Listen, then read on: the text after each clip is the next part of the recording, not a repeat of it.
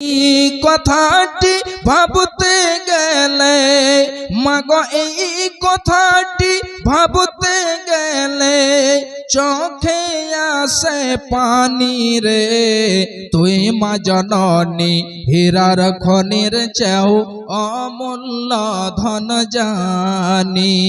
তুই মা জননী হীরার খনির চেয়েও অমূল্য ধন জানি।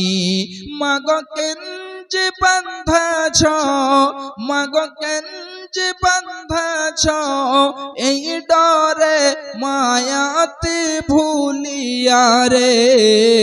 তুই মা জননী হীরার খনির চেয়েও অমূল্য ধন জানি। তুই মা জননী হীরার খনির চেয়েও অমূল্য ধন জানি। ভাইজান বাপজান আমার মা জননীরা খুব ভালো করে শোনন।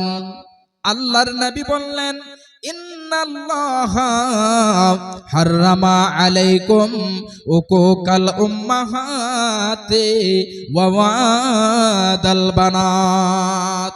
আল্লাহ রাব্বুল আলামিন মায়ের অসম্মানী করা, মাকে মারা, মাকে গালি দেওয়া, মায়ের সাথে অসৎ ব্যবহার করা আল্লাহ রাব্বুল আলামিন হারাম করে দিয়েছে।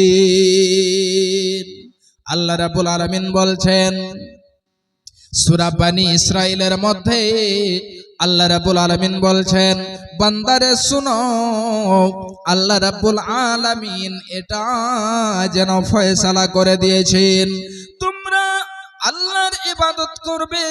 আল্লাহর ইবাদত করার পরে আর যেন কাউরির ইবাদত করবে না। শুধুমাত্র তোমরা তোমার মাতা পিতার সেবা করবে, তাদের সাথে ভালো ব্যবহার করবে এবং তাদের মধ্যে যদি দুইজনই থাকে কিংবা একজন থাকে তাহলে তাদের সাথে ভালো ব্যবহার করবে এবং তাদেরকে উপ শব্দটিও বলবে না।